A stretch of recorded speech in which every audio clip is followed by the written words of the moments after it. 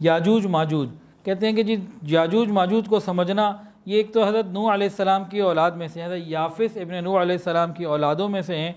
और उसके बारे में बताते हैं कि याजूज माजूज के बारे में जो बहुत सारी गलत बातें मशहूर हो गई हैं। कोई कहता है उनका कद 1.5 गज था और 1.5 बालिश था, 1 बालिश था, कोई कहता है बहुत ज़्यादा था, या एक कान ऐसा है कि जिसको बिछा लेते हैं दूसरे कान को ओढ़ लेते हैं। उनका इस किस्म की फजूल बातें सब गलत हैं, इनकी कोई हकीकत नहीं। इसके ऊपर पूरी इन्होंने तफसीलात बयान की हैं और ये फरमाया है कि जिस तरह बाकी इंसान हैं, याजूज माजूज भी उसी तरीक़े के इंसान हैं जिस्मानी एतबार से। हाँ, फितरतन वहशत, बर्बरियत, जुल्म, ये सारी चीज़ें उनके अंदर मौजूद हैं जिनकी वजह से लोग उनसे परेशान रहते थे।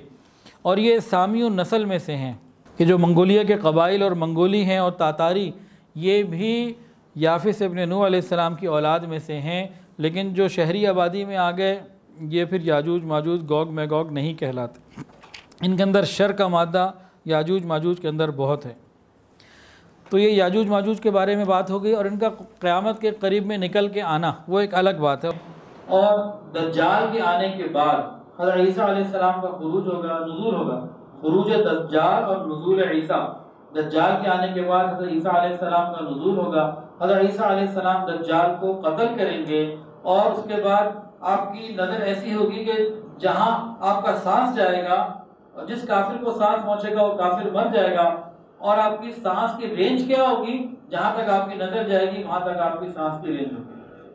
तो इस तरीके के बाद फिर जब अल्लाह चाहेंगे तो ये याजूज माजूज वहाँ से उतर आएंगे और ये चंद ही दिनों में पूरी ज़मीन के पानी पी जाएंगे, तहस नहस सारे मामला कर देंगे।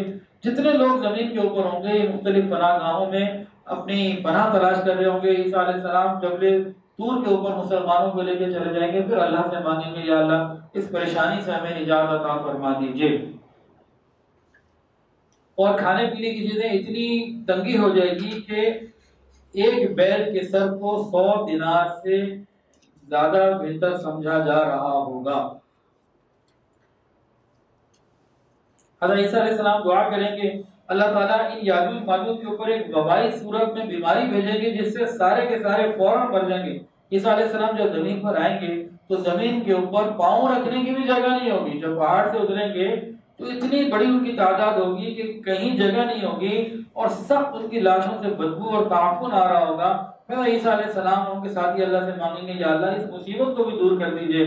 फिर अल्लाह रब्बुल इज्जत बहुत भारी भरकम परिंदों को भेजेंगे जिनकी गर्दनें ऊंट की गर्दन के मानिंद होंगी और वो उनकी लाशों को उठाकर जहां अल्लाह चाहेंगे फेंक देंगे, या बात जगह है कि दरिया में डाल देंगे, या उसके बाद फिर आता है कि अल्लाह ताला बारिश बरसाएंगे।